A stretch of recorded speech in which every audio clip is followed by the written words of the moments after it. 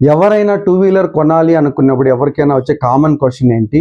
ఈవీకి వెళ్దామా, పెట్రోల్ వెహికల్కి వెళ్దామా? చాలా తక్కువ మంది నాకు ఆల్రెడీ పెట్రోల్ వెహికల్ ఉంది కదా, ఈ వెహికల్కి వెళ్ళిపోదాము అని చాలా తక్కువ మంది ఆలోచిస్తుంటారు. ఈవెన్ దో మీరు రిచ్ అయినా కూడా కంపల్సరీ కంపేర్ చేసే కొంటారు కదా, ఊరికే డబ్బు ఉందని ఏదంటే ఏదైతే కొనరు. బట్ కొంతమంది అయితే నా ఫ్రెండ్ సజెస్ట్ చేశాడు కాబట్టి అది కొంటే బాగుంటుంది, కొంతమంది అయితే యూట్యూబ్లో నేను చూశాను చాలా హైప్ ఉంది దాని గురించి, సో ఆ బైక్ అయితే బాగుంటుంది, లేకుంటే షోరూమ్కి వెళ్ళాను వాళ్ళు తీసుకుంటే చాలా బాగుంటుందని ప్రెజర్ చేశారు అందుకు కొన్నాను అని చాలా తక్కువ మంది అయితే కొంటుంటారు. బట్ నిజంగా ఆలోచించే వాళ్ళైతే మాత్రము అన్ని కంపేర్ చేసి ప్రతి ప్రోడక్ట్కి అంటే ప్రతి వెహికల్కి అడ్వాంటేజెస్ ఉంటాయి, డిసడ్వాంటేజెస్ ఉంటాయి, అన్నీ తెలుసుకొని మీకు ఏది సూటబుల్ అవుతుందో అది కొంటే బాగుంటుంది. సో ఈరోజు ఏం చేద్దామంటే అడ్వాంటేజెస్, డిసడ్వాంటేజెస్, దాని తర్వాత కంపేర్ చేద్దాం. అంటే 5 years డ్యూరేషన్ తీసుకుందాం. ఈవీకి అయితే ఎంత మనం కాస్ట్ పడుతుంది, మెయింటెనెన్స్, రన్నింగ్ కాస్ట్ అన్నీ వేసుకొని, అదే పెట్రోల్కి అయితే ఎలా పడుతుంది అవన్నీ ఈ వీడియోలో చూద్దాం. నేను ఈ విషయాలన్నీ ఏదో మా ఫ్రెండ్ని అడుగో లేకుంటే యూట్యూబ్లో చూసో రీసెర్చ్ చేసో అలా చెప్పట్లేదు. నేను పాస్ట్ 4 years నుంచి నేను ఏథర్ 450 యూస్ చేస్తున్నాను కాబట్టి నా రియల్ ఎక్స్పీరియన్స్తో, నా రియల్ లెర్నింగ్స్తో ఈ వీడియో చేస్తున్నాను. ఒక డిస్క్లైమర్ ఏంటంటే ఈ మధ్య EV vehicles, EV two wheelers 40,000 50,000 వచ్చేస్తున్నాయి. నేను అలాంటి వాటి గురించి మాట్లాడట్లేదు. అంటే అది చీప్ అని కాదు, అవేంటంటే ప్రాపర్ రీసెర్చ్ లేకుండా జస్ట్ రిలీజ్ చేసేస్తున్నారు. రీసెర్చ్ కూడా R&D కూడా యాక్చువల్గా ఖర్చు పడుతుంది. అందుకోసమే మనము ఏథర్ కానీ, నెక్స్ట్ ఏంటంటే బజాజ్ కానీ ఇలాంటి మెయిన్ రిపీటెడ్ కంపెనీస్లో వాళ్ళు R&D ఎక్కువ చేస్తారు కాబట్టి ప్రాబ్లమ్స్ కూడా తక్కువ ఉంటాయి. సో మనము చీప్ వెహికల్స్ గురించి మాట్లాడట్లేదు, మనం మాట్లాడేది ఏంటంటే రిపీటెడ్ కంపెనీ వెహికల్స్ గురించి మాట్లాడుతున్నాం. నేను ఈరోజు ఈ వీడియోలో ఓలా గురించి అయితే ఎక్స్క్లూడ్ చేస్తున్నాను, ఎందుకంటే ఓలా గురించి రిజర్వేషన్స్, నా ఓన్ రిజర్వేషన్స్ నాకున్నాయి. ఆల్రెడీ ఓలా గురించి ఒక వీడియో 1.5 year బ్యాక్ చేశాను. అప్పుడు అందరూ చాలా మంది ఏమన్నారు అంటే ఎందుకు ఇలా మాట్లాడుతున్నారు, అది ఇది ఎందుకు అంత నెగిటివ్గా మాట్లాడుతున్నారు అన్నాడు. బట్ దాని గురించి ఇంకొక వీడియోలో మాట్లాడదాము. బట్ ఈ వీడియోలో మనం మాట్లాడేది ఏంటంటే ఏథర్ కానీ అంటే R&D ప్రాపర్గా చేసిన వెహికల్స్, ఈవీ వెహికల్స్ గురించి మాట్లాడదాం. ఏథరు, ఐక్యూబ్, బజాజ్ వెహికల్స్ వీటి గురించి మాట్లాడదాం. మనము ఈవీ వెహికల్స్ కంపారిజన్, ఈవీకి పెట్రోల్కి కంపారిజన్, ఆ తర్వాత అడ్వాంటేజెస్, డిసడ్వాంటేజెస్, రియల్ ప్రాబ్లమ్స్ ఇవన్నీ తెలుసుకునే ముందు, or comparison between cost comparisons ఇవన్నీ తెలుసుకునే ముందు first of all EV two wheeler ఎలా వర్క్ అవుతుంది, పెట్రోల్ క్లుప్తంగా ఎలా వర్క్ అవుతుందో చూసి దాని తర్వాత ఆ డీటెయిల్స్లోకి వెళ్దాం. ఈవీ టూ వీలర్ స్కూటర్ ఎలా వర్క్ అవుతుంది అంటే దీంట్లో చాలా లెస్ పార్ట్స్ ఉంటాయి. దీంట్లో బ్యాటరీ ఉంటుంది, మనము ఛార్జ్ చేసేది బ్యాటరీకి ఛార్జ్ చేస్తాము, కంట్రోలర్ ఉంటుంది, మోటార్ ఉంటుంది. సో బ్యాటరీ నుంచి పవరు మోటార్కి వెళ్తుంది. ఎలా వెళ్తుందంటే కంట్రోలర్ నుంచి వెళ్తుంది. మనం యాక్సిలేటర్ ఇస్తాం కదా, అప్పుడు ఆ సిగ్నల్స్ కంట్రోలర్కి వస్తాయి. సో ఎంత పవర్ ఇవ్వాలి, మోటార్కి ఇవ్వాలి అనేది కంట్రోలర్ అయితే కంట్రోల్ చేస్తుంది అనమాట. దీంట్లో ఇంజనే ఉండదు కాబట్టి వైబ్రేషన్స్ ఉండవు, సౌండ్ ఉండదు, డగ్ డగ్ డగ్ డగ్ అని వచ్చే ఈ సౌండ్ అయితే ఏమీ దీంట్లో ఉండదు. ఫాస్ట్గా వెళ్తుంది. ఫాస్ట్గా ఎలా వెళ్తుంది అంటే ఇన్స్టెంట్ టార్క్ అనమాట, దాని ద్వారా ఫాస్ట్గా వెళ్తుంటుంది. ఇంకొక ఇంపార్టెంట్ ఫీచర్ ఏంటంటే ఈవీ వెహికల్స్లో, టూ వీలర్స్లో మనకి బ్రేక్ వేస్తాం కదా, ఫాస్ట్గా వెళ్తుంటాము, బ్రేక్ వేస్తుంటాము. బ్రేక్ వేసినప్పుడు ఆ ఎనర్జీ పోతుంది కదా, అప్పుడు ఏం చేస్తుందంటే ఆ ఎనర్జీ రీజనరేట్ అవుతుంది అనమాట. అంటే మనకి మోటార్ ఉంటుంది కదా, అది రివర్స్గా తిరిగి అదొక జనరేటర్గా వర్క్ అయ్యి ఆ వచ్చే పవర్ని మళ్ళా బ్యాటరీలో స్టోర్ చేస్తుంది. అది ఈవీలో ఎక్స్ట్రా ఫీచర్. పెట్రోల్ వెహికల్స్ గురించి అందరికీ ఎలా వర్క్ అవుతాయని బాగానే తెలుసు, బట్ చాలా క్లుప్తంగా. పెట్రోల్ ఉంటుంది, పెట్రోలు ఎయిర్ మిక్స్ అయ్యి దాన్ని ఇగ్నిషన్ చేసి ఫైర్ బర్న్ అయ్యి దాని ద్వారా ఎక్స్ప్లోజన్ అయ్యి ఏమవుతుందంటే పిస్టన్ ఉంటుంది, పిస్టన్ని పుష్ చేసి పిస్టన్ ద్వారా వీల్ మూవ్ అయ్యి వెహికల్ ముందుకెళ్తుంది. ఇప్పుడు ఈవీ వెహికల్స్ యొక్క అడ్వాంటేజెస్కి వస్తే ఫస్ట్ది రన్నింగ్ కాస్ట్. పెట్రోల్ ప్రైజెస్ చాలా ఎక్కువ అయిపోతున్నాయి కాబట్టి ఇది పవర్తో పనిచేస్తుంది, బ్యాటరీ ఛార్జ్ చేస్తాం కాబట్టి రన్నింగ్ కాస్ట్ చాలా తక్కువ ఉంటుంది. నాలాంటి లేజీ వాళ్ళకైతే ప్రతిసారి పెట్రోల్ అయిపోయినప్పుడు పెట్రోల్ బంక్ వెళ్ళాలి, పట్టించుకురావాలి, ఇలాంటి ఇష్యూస్ అయితే ఉండవు, ఇంట్లోనే ఛార్జ్ పెట్టేసుకోవచ్చు. ఒక్కొక్కసారి అది కూడా డిసడ్వాంటేజ్ కూడా అవ్వచ్చు. ఏంటి అంటే కంపల్సరీ నైట్లోనే మనము ఛార్జ్ పెట్టుకోవాలి. ఫర్ ఎగ్జాంపుల్ నేను ఆఫీస్కి వెళ్తున్నాను, రాను పోను ఒక 70 కిలోమీటర్స్ ఉంది, నా బ్యాటరీ టోటల్ కెపాసిటీ 80, నేను ఆ రోజు ఆల్రెడీ అర్థం వాడేశాను, నైట్ మర్చిపోయాను, మార్నింగ్ వెళ్ళాలంటే అది సరిపోదు, అప్పుడు మళ్ళీ అప్పటికప్పుడు ఛార్జ్ పెట్టుకోవాలన్నా టైం అవుతుంది. అది ఒకానొక డిసడ్వాంటేజ్ అవుతుంది. ఇన్స్టాంట్ పికప్, మామూలుగా పెట్రోల్ వెహికల్స్ అనుకోండి, మనం ఎక్సలేటర్ ఇచ్చిన తర్వాత కొద్ది టైం పడుతుంది, బట్ ఈవీలో అలా కాదు, చాలా ఫాస్ట్గా వెళ్ళిపోతుంది. జనరల్గా లర్నర్స్ అనుకోండి, ఈవీ ఫస్ట్ యూస్ చేస్తే వాళ్ళకి కొద్ది భయం కూడా వేస్తుంది, ఎందుకంటే ఇన్స్టాంట్ పికప్ ఉంటుంది కాబట్టి. మెయింటెనెన్స్ కాస్ట్ కూడా తక్కువగానే ఉంటుంది compare to petrol vehicles. But దీంట్లో టెక్నాలజీ ఎక్కువగా ఉంటుంది. మామూలుగా ఈ డిస్ప్లేస్ కానీ అంతా కంట్రోల్ అంతా మనకి సాఫ్ట్వేర్తో కంట్రోల్ చేస్తుంటారు. అది అడ్వాంటేజ్, డిసడ్వాంటేజ్. ఏంటంటే మన మొబైల్ డివైజెస్లో అన్ని కంట్రోల్ చేస్తుంటాం కదా, ఆ విధంగా ఇక్కడ కూడా మనము కంట్రోల్ చేయొచ్చు. బట్ ఒక్కొక్కసారి డిసడ్వాంటేజ్ ఏమవుతుంది అంటే, ఇమీడియట్గా నేను ఎక్కడికో వెళ్ళాలి, నేను స్టార్ట్ చేశా, ఒక్కొక్కసారి ఏమవుతుందంటే సాఫ్ట్వేర్ అప్డేట్ అవుతుంది, కొద్దిసేపు వెయిట్ చేయంటుంది, అది it may take like 5 minutes కానీ ఒక్కొక్కసారి 3 to 5 minutes కూడా పడుతుంది. మనకు అర్జెంట్ అనుకోండి, అప్పుడు అది ప్రాబ్లం అవుతుంది. నేను ఈ ఇష్యూ అయితే చాలాసార్లు అయితే ఫేస్ చేశా. అన్ని బాగుంటే బాగానే ఉంటుంది, లేకుంటే ఇలాంటి ఇష్యూస్ ఫేస్ చేయాల్సి ఉంటుంది.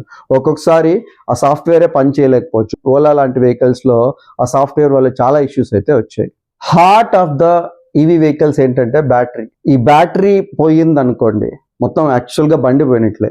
వెహికల్లో హాఫ్ కాస్ట్ బ్యాటరీకే ఉంటుంది, అరౌండ్ 65,000 కూడా ఈ బ్యాటరీ కాస్ట్ పడుతుంది. అది పోతే ప్రాబ్లం అవుతుంది. ఒకవేళ రీప్లేస్మెంట్ కావాలనుకోండి, మనం సర్వీస్ సెంటర్కి వెళ్ళామనుకోండి, కొత్తది కొనాలన్నా కూడా ఆల్మోస్ట్ ఆల్ వెయిటింగ్ పీరియడ్ ఉంటుంది, 1 to 2 months ఉంటుంది. అప్పుడు మళ్ళా వేరే వెహికల్స్లో వెళ్లాల్సి ఉంటుంది. మీరు అనొచ్చు, పెట్రోల్ వెహికల్స్లో ఇంజిన్ పోతే కూడా అదే కదా ప్రాబ్లం అంటే, ఇంజిన్ వెరీ రేర్గా పోతుంది. ఒకవేళ పోయినా కానీ ఇంజిన్ కాస్ట్ ఒక 20 నుంచి 30,000 వరకు పడుతుంది. ఈ విధంగా battery cost too much cost అయితే పడదు.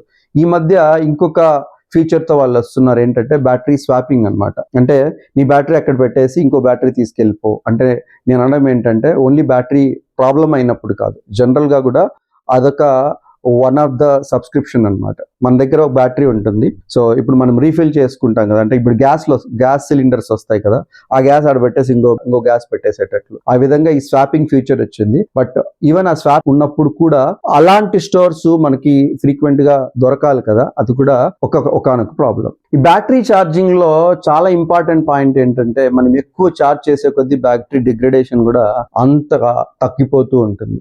బయట ఫాస్ట్ ఛార్జింగ్ పెట్టుకున్నా కూడా ఎక్కువ సార్లు పెట్టుకుంటే మాత్రము డిగ్రేడేషన్ అవుతుంది. ఇప్పుడు మనము కాస్ట్ కంపారిజన్ చేద్దాం. 5 years డ్యూరేషన్ తీసుకుందాము. 2 vehicles, ఈవీలో ఒకటి, పెట్రోల్లో ఒకటి తీసుకుందాం. ఈవీలో ఏథర్ 450X తీసుకుందాము, అదే పెట్రోల్లో అయితే మనకి యాక్టివా 6G తీసుకుందాము. ఈ రెండిటికి కంపేర్ చేద్దాము. మంత్కి 1000 kilometers మనం యూస్ చేస్తుంటే 5 years కి ఎంత కాస్ట్ పడుతుంది, దీంట్లో మనము మెయింటెనెన్స్ ఇంక్లూడ్ చేద్దాము, రన్నింగ్ కాస్ట్ ఇంక్లూడ్ చేద్దాము, అంతా అయిన తర్వాత ప్రైస్ చూద్దాము.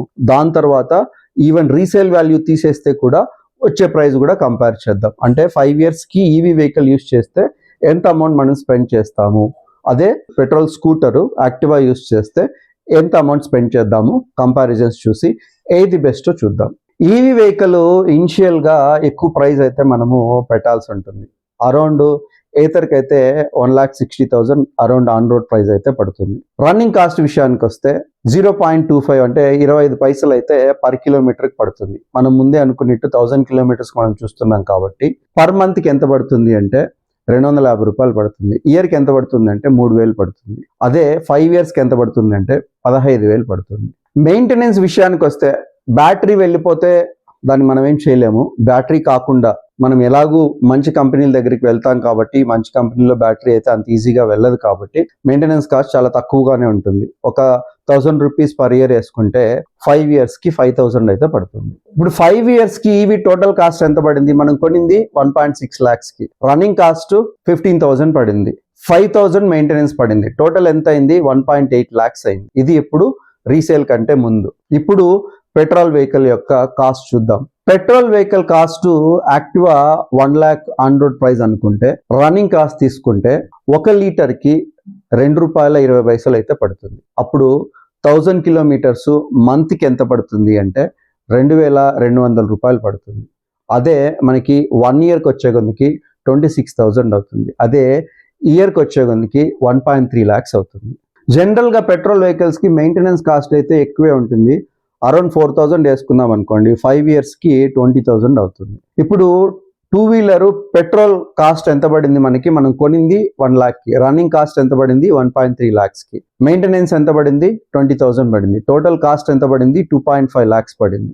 5 yearsకి 1000 kilometers ఈవీ వెహికల్ కన్నా మనం యూస్ చేస్తే ఎంత పడింది 1.8 lakhs పడింది. అదే పెట్రోల్ వెహికల్ 5 years యూస్ చేస్తే టోటల్ ఎంత పడింది 2.5 lakhs పడింది. ఏది బెటరు? ఈవీనే తక్కువ పడుతుంది. ఎప్పుడు 1000 kilometers యూస్ చేస్తే. తక్కువ యూస్ చేస్తే కంపల్సరీ అది తగ్గుతూ వెళ్తుంది. సో తక్కువ యూస్ చేస్తే మీరు క్యాలిక్యులేట్ చేసుకోవచ్చు. అంటే తక్కువ యూస్ చేస్తే ఈవీ అంత కరెక్ట్ కాదు, బట్ ఎక్కువగానే యూస్ చేస్తే ఈవీ ప్రాపర్గా ఉంటుంది. ఇప్పుడు రీసేల్ వాల్యూ తీసేద్దాం. జనరల్గా బ్యాటరీ బాగుందనుకోండి, రీసేల్ వాల్యూ అట్లీస్ట్ 60,000 అయితే వస్తుంది. 1.8 మనం టోటల్ అనుకున్నాం కదా, 1.8 నుంచి ఈ 60 గన పోయిందనుకోండి 1.2 lakhs ఈవీ కాస్ట్ రీసేల్. అంత మొత్తం అమ్మేస్తే మనం ఎంత స్పెండ్ చేసి ఉంటాము అంటే 1.2 lakhs ఈవీతో స్పెండ్ చేసి ఉంటాం. అదే పెట్రోల్కి వస్తే మనము 2.5 lakhs టోటల్ అనుకున్నాం కదా, పెట్రోల్ వెహికల్ మనం కొనిందే 1 lakh కాబట్టి ఒక 50,000 పోతుంది. సో అప్పుడు 2.5లో ఈ 50,000 తీసేస్తే ఎంత వస్తుంది 2 lakhs అవుతుంది. సో ఈవీకి అయితే మనం ఎంత స్పెండ్ చేసి ఉంటాం 1.2 lakhs స్పెండ్ చేసి ఉంటాం. అదే పెట్రోల్కి అయితే 2 lakhs స్పెండ్ చేసి ఉంటాం. ఎప్పుడు 1000 kilometers పర్ మంత్ వాడినప్పుడు మాత్రమే. ఒక పాయింట్ అయితే ఎవరైనా అప్రిషియేట్ చేయాలి ఈవీ వెహికల్స్ గురించి. గిగ్ వర్కర్స్ ఉన్నారు కదా, అంటే డెలివరీ పార్ట్నర్, స్విగ్గీ, జొమాటో వీళ్ళంతా ఉన్నారు కదా, వీళ్ళు ఎక్కువగా ఈవీ వెహికల్స్ని యూస్ చేస్తుంటారు. ఒకవేళ ఈవీ వెహికల్స్ లేకుండా ఉంటే వీళ్ళ పరిస్థితి ఏంటి? ఇదైతే అప్రిషియేట్ చేయదగిన విషయం. ఈవీ 2-wheelersలో రియల్గా కొన్ని ఛాలెంజెస్ ఆర్ రియల్ ప్రాబ్లమ్స్ ఉన్నాయి. వాటి గురించి అయితే కంపల్సరీ మనం తెలుసుకోవాలి. ఫస్ట్ది ఏంటంటే సేఫ్టీ. ఇప్పుడు మనం ముందుగానే అనుకున్నట్టు చాలా చీప్ వెహికల్స్ అన్నీ వస్తున్నాయి. ఈవీ మెకానిజం చాలా సింపుల్ కదా, బ్యాటరీ ఉంటుంది, కంట్రోలర్ ఉంటుంది, మోటార్ ఉంటుంది. ఇవి జస్ట్ ఉంటే ఎవరైనా మ్యానుఫ్యాక్చర్ చేసేయచ్చు అని చాలా చీప్ వెహికల్స్ అంతా R&D కూడా ఏమీ చేయకుండా జస్ట్ ఫినిష్ చేసి ఇచ్చేస్తున్నారు. దానివల్ల చాలా యాక్సిడెంట్లు అవుతాయి, ఒక్కొక్కసారి తగలబడిపోతుంది, బర్న్ అయిపోతుంది. ఇలాంటి విషయాలన్నీ కంపల్సరీ అయితే బండి కొనేటప్పుడు అయితే చాలా జాగ్రత్తగా ఉండాలి. బిల్డ్ క్వాలిటీ మంచి రిపీటెడ్ కంపెనీస్ నుంచి తీసుకుంటే మాత్రం క్వాలిటీ బాగానే ఉంది. ఫర్ ఎగ్జాంపుల్ ఓలా ఇష్యూ మనం చూసాం కదా, 2 years ముందు అయితే ఆ షాకప్ జారు తెగి పడిపోతా ఉంటుంది. సో చీప్ వెహికల్స్లో ఇంకా ఎలా ఉంటుందో చూడండి. ఇప్పుడైతే ఓలా అయితే దాన్ని రెక్టిఫై చేసింది అనుకోండి, బట్ చీప్ వెహికల్స్లో బిల్డ్ క్వాలిటీలు చాలా ప్రాబ్లమ్ ఉన్నాయి. అంటే మొత్తం ప్లాస్టిక్ ఉంటుంది. మనం షోరూంలో చూసినప్పుడు అయితే చాలా కలర్ఫుల్గా బాగానే ఉంటుంది. నిజంగా ఒక 3-4 months వాడిన తర్వాత డబ్బా లెక్కన తయారవుతుంది. Charging related issues. ఛార్జింగ్ ఇంట్లో పెట్టుకుంటే ప్రాబ్లం లేదు. ఒకవేళ బై మిస్టేక్ మనం మర్చిపోయాము అనుకోండి, నైట్ పెట్టడం, ఆఫీస్కి వెళ్ళాలి, ఆ రేంజ్ యాంగ్జైటీ అయితే కంపల్సరీ మనకు ఉంటుంది. మనం కరెక్ట్గా let's say 60 kilometers up and down అనుకుందాం, మనకు 70 కూడా ఉందనుకుందాం. ఒకవేళ ఎవరైనా మనం 2-wheelerలో బ్యాక్ ఇంకొకరు కూర్చున్నారు అనుకోండి, అది యాక్చువల్గా తగ్గిపోతూ ఉంటుంది ఆ రేంజ్. ఇంకొకరు కూర్చుంటే కూడా అంటే పుల్ చేసేటప్పుడు ఆ రేంజ్ తగ్గిపోతూ ఉంటుంది. సో యాంగ్జైటీ ఉంటుంది, అయిపోతుందా అని. ఆ మిడిల్లో ఆఫీస్లో కానీ మనకి ఫాస్ట్ ఛార్జింగ్ ఫెసిలిటీ ఉంటే ప్రాబ్లం లేదు. లేకుంటే మనం చూసుకోవాలి ఎక్కడుంది అట్లీస్ట్ అంతవరకు అన్నా వెళ్తుందా అని. ఇంకొక పాయింట్ ఏంటంటే మనం అక్కడి నుంచి ఇంకొక ప్లేస్కి వెళ్ళాలంటే కంపల్సరీ వెళ్ళలేము, వేరే ట్రాన్స్పోర్ట్ చూసుకొని దాని నుంచి వెళ్ళి మళ్ళీ రావాలి. సో ఈ ఇష్యూస్ అయితే ఉంటాయి. ఇంకోటి ఏంటంటే ఛార్జింగ్ ఫెసిలిటీస్ ఈవెన్ దో సిటీలో అయినా కానీ మనం అనుకున్న ప్లేస్లో అయితే తక్కువగా ఉన్నాయి, బట్ ఇంప్రూవ్ అవుతున్నాయి. ఈవెన్ ఇట్ టేక్స్ టైం అనమాట. Service issues. చిన్న వెహికల్స్ ఏమైనా తీసుకుంటే, అంటే లో కాస్ట్ తీసుకుంటే మాత్రం చాలా సర్వీస్ ఇష్యూస్ వస్తాయి. మనం ఏమనుకుంటాము, బ్యాటరీ ఉంటుంది కదా, దీంట్లో చాలా తక్కువ పార్ట్స్ ఉంటాయి కదా, పెద్ద సర్వీస్ ఇష్యూస్ రాకపోవచ్చు అని మనం అనుకుంటే తప్పు. కంపల్సరీ సర్వీస్ ఇష్యూస్ అయితే అది సాఫ్ట్వేర్తో రన్ అవుతుంది కాబట్టి సాఫ్ట్వేర్ రిలేటెడ్ ఇష్యూస్ అయితే రావచ్చు. అలా వచ్చినప్పుడు మన లోకల్ మెకానిక్ అయితే దాన్ని ఏమీ చేయలేడు. కంపల్సరీ మనము షోరూమ్కి వెళ్ళాలి. షోరూమ్కి వెళ్తే నువ్వు ఆల్రెడీ వేరే వాళ్ళతో దాన్ని చేపించేసావు, ఏదైనా ఇష్యూ ఉంటే వాడు ఏమైనా కలబెట్టాడు అనుకోండి, వేరే వాళ్ళతో చేపించావు, అనాథరైజ్ దగ్గర మేము ఇప్పుడేం చేయలేము, దీని వారంటీలోకి రాదు అంటాడు. అదొక ప్రాబ్లం అవుతుంది.